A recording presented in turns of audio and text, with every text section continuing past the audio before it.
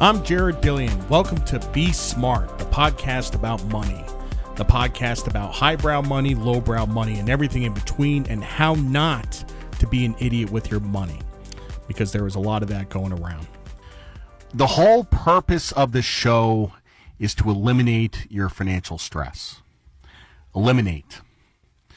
And just, through observation, it seems like lots of people these days want to ramp up their financial stress. And I'm particularly talking about their activities in the capital markets, the types of stocks that people are buying, going on Wall Street bets, buying GameStop, buying AMC, all this stuff. This doesn't reduce your financial stress. It increases your financial stress. This show is it's not a money show. I mean, we could do a money show. We could do 12 easy steps to become a millionaire.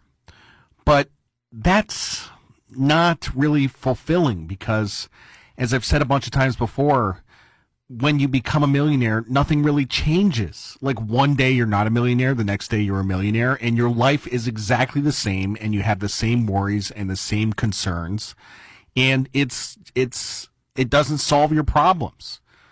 Money doesn't solve your problems. The source of your problems is you, so let's work on you.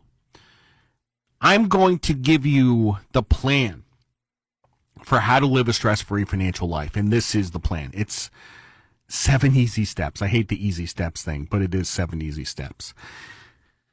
You want to know how to do it? This is how to do it. I'm going to boil everything down into a few simple steps here. How to live a stress-free financial life. The goal is not to be a millionaire. Being a millionaire, that might not be right for you. And the other thing about becoming a millionaire is you might piss everyone off in the process. If you become a millionaire by being a CF and stiffing people all the time and having alligator arms, that's not the right way to become a millionaire because you're not going to have any friends. A lot of people do that. And it's not good. So this 7 steps to live a stress-free financial life. This is how to do it right. Number 1, minimize the use of debt. Minimize the use of debt.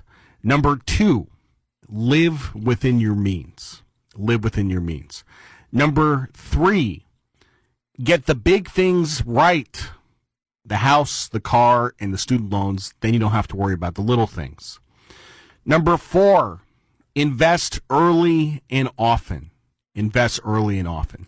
Number 5, get the asset allocation right. Get the asset allocation right.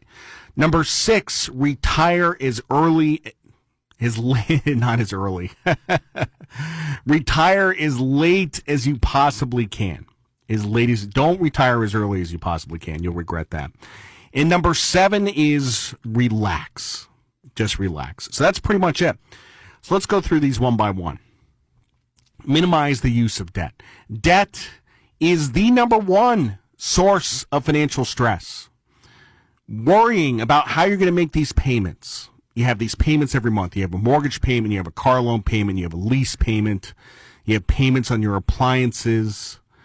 You have, it just goes on and on. Credit card bills. Like, you have all these payments going out the door, and God forbid you lose your income, then the merry-go-round stops, and you're stuck. And the other part of this is that, people spend a lot of money on interest. They pay a lot of money in interest, like unbelievable amounts. I've estimated that the average person spends 10 to 20% of their income in interest. Nobody gets anything useful for this money. You're not getting anything of value. Imagine if you weren't spending 10 to 20% of your money in interest and you just had that cash and you could spend it on other stuff. You could spend it on fun stuff instead of paying interest. Or you could save it or do whatever, but anything is better than paying interest because interest is unproductive and all you're doing is contributing to the profits of the bank. And people allegedly don't like banks. They don't like banks.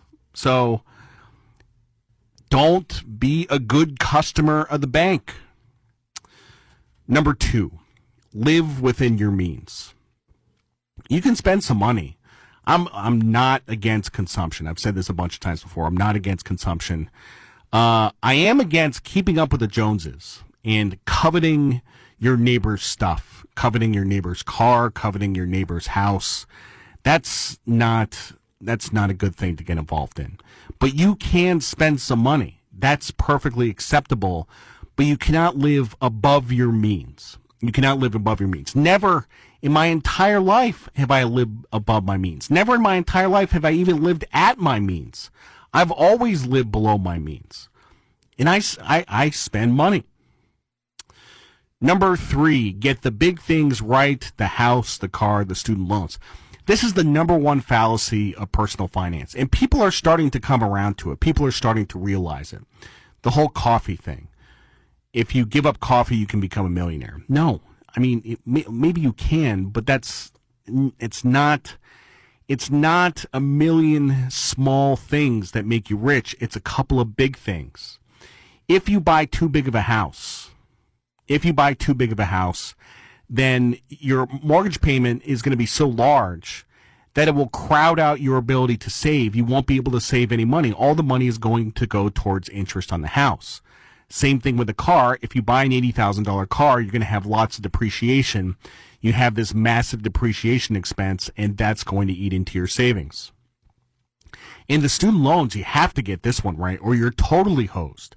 You get these 3 things right, the house, the car, and the student loans. And you don't have too many kids. You don't have 7 kids. You get the house, the car, and the student loans. They don't have to worry about the little things. The little things will not be a big deal. You can have the coffee. You can keep your thermostat at a reasonable temperature. And you don't have to worry about the little things. And people are coming around to this. People are starting to realize that this whole coffee thing is bad advice. Number 4, invest early and often. You have to start early. If you start early, you don't have to save as much. If you start when you're 45, then you're saving 50% of your paycheck, and that's not a lot of fun. So invest early, invest often, 20% of your paycheck at a minimum.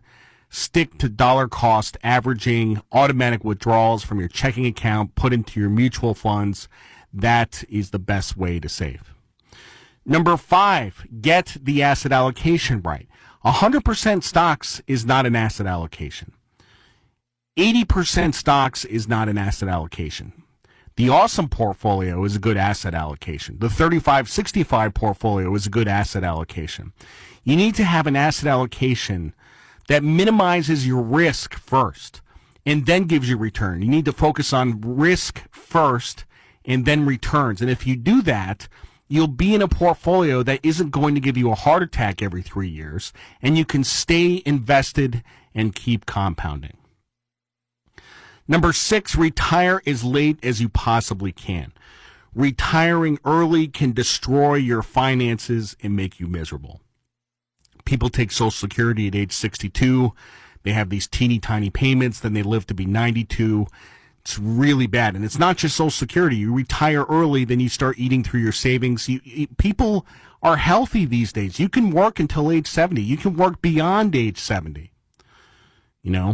So, there was a guy that just passed away at my building. He was the building maintenance guy, and he was 76 years old. He passed away of COVID. But God bless him. He was 76 years old, and he was still working. Amazing, And number 7, relax, chill out, don't freak out, and stick to the plan. And I'm going to write a book about this stuff. And it doesn't have to be hard. There don't have to be a bunch of complicated rules. That's pretty much it. And we get into the weeds sometime in the show. We talk about, the snowball method and this and that and have what debt to pay down first. But this is pretty much the essence of it. We're looking at the big picture here. A few other points. What you invest in is less important than the fact that you are investing. People get all tied up in, what's the best mutual fund? What's the best stocks? What's the best mutual fund that's going to make me rich? It's not that big of a consideration. Like, you can throw spaghetti against the wall. You can just pick stuff by random. As long as you are investing, that is the important part. Even putting money in a bank account will make you rich. And a lot of people should be doing that. And speaking of which, we talked about asset allocation. The asset allocation has to include cash. Cash is very important because cash is an option to buy something cheaper in the future. And one of the biggest mistakes that people make is they don't leave cash to take advantage of opportunities. The other thing that people lose perspective about is they think they have to suffer in order to save money. They're not saving money unless they're miserable. That's actually not true. You can have a comfortable life and be saving money. Remember, it's not the little stuff, it's the big stuff. If you have a car loan with a 20% interest rate, that's the big stuff. And people get into these situations where they have lots of debt, and then they really do have to suffer just to pay off the debt. There are also some people who don't feel like they have proper motivation unless they are racing against the clock to make their debt payments. I know people like that too. So let's go through the list again. Number 1, minimize the use of debt. Number 2, live within your means. Number 3, get the big things right. Number 4, invest early and often. Number 5, get the asset allocation right. Number 6, retire as late as you possibly can. Number 7, relax. You do these 7 things and you are going to be fine. I can assure you of that.